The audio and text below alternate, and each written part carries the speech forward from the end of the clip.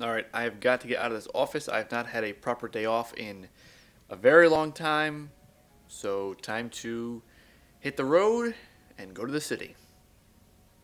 And maybe B&H.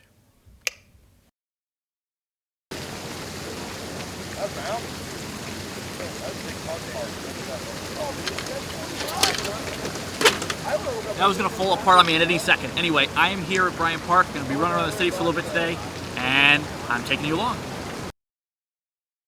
So I had my Leatherman on my hip, which, if you're not aware of what a Leatherman is, it's a multi-tool. It's got a bunch of knives on it and screwdrivers, and I don't know, I kind of like my gadgets.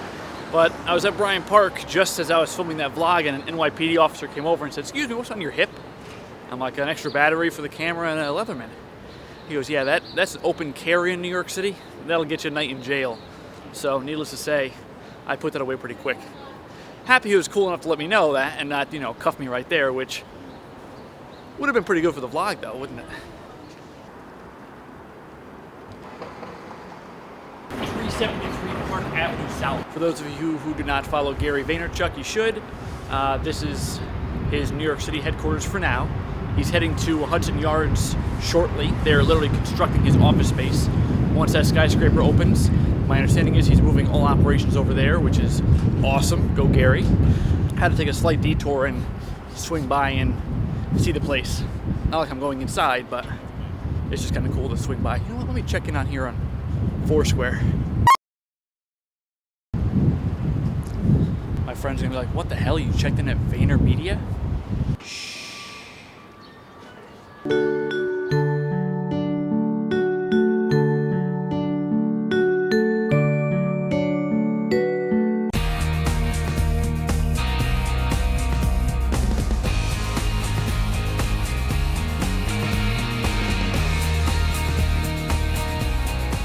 New York City scaffolding.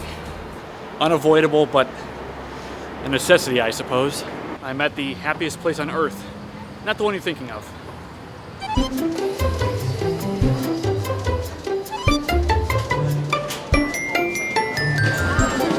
Sure, yeah.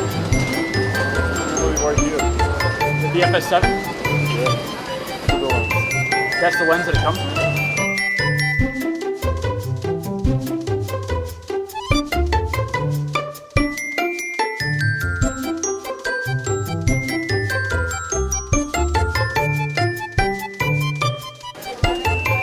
Have you been here before? Yes. Can I have your cell phone number, please? 203. That's the least I've ever spent in there. Got an SD card reader and a power pack.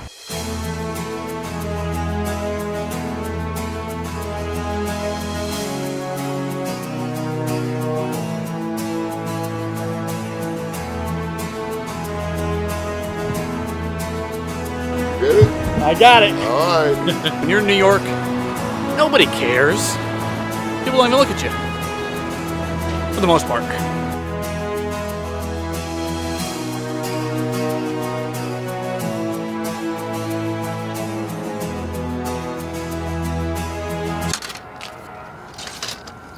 It feels so great to have this extra power. Don't worry about checking in places or checking my email or social media. You still get looks here in New York, but just not as much. About one charge, 4 to 5. And 2 USBs, so I can make a friend.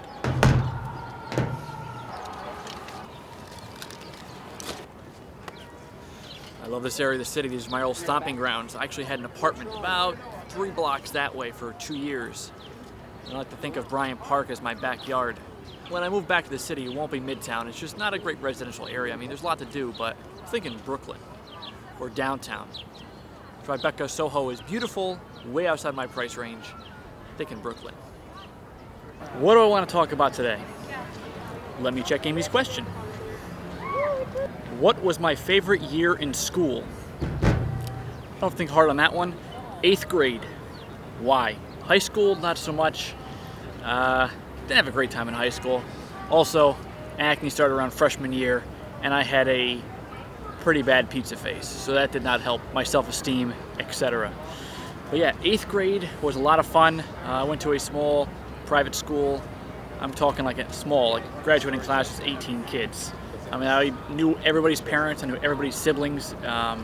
It was great. I'm still in touch with most of them to this day. We're like brothers and sisters. It's awesome. By 8th grade, we were king of the school because it only went up to 8th grade. There was the 8th grade play, The Wizard of Oz. I was a wizard. I wanted a big part, but did not want to sing. I wanted to be the Scarecrow, but he sang. So the next best one is the Wizard. Unfortunately, he had these big monologues. I did trip up on one of them. All right, kind of a boring answer. I apologize. On with New York City. I call it the shakedown. It's right before they do a jump over the people. They will look for easy marks in the audience, people who look like they are wealthy and are more likely to pay up. And after they're done shaking down the audience for cash, they will then one by one go through each person saying, $20 save your life. He's going in.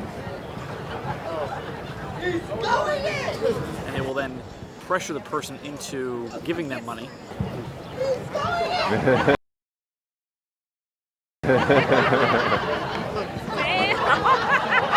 if it's enough money, they'll go to the front of the line. If it's not enough, they'll stay where they are. Put him in the front. Not want to hurt you.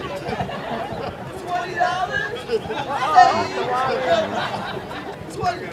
$10. Stay where you are. Sweetheart, who are you with? Where's your dad? How much you get? Word. Let me know, okay? It's a little bit aggressive and kind of shitty.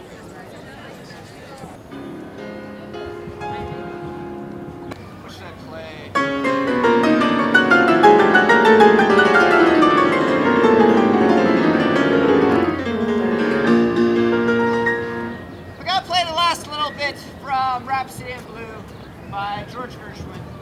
I hope you guys enjoy it. Here we go.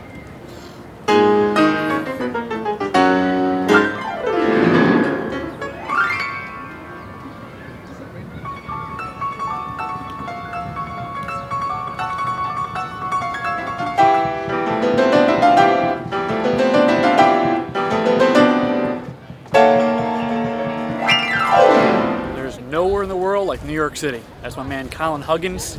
Plays with a baby grand piano right in the middle of Washington Square Park. I will leave the link in the description below to his Facebook page. Check him out. And next time you're in Washington Square Park, sit down and take a listen. He's awesome.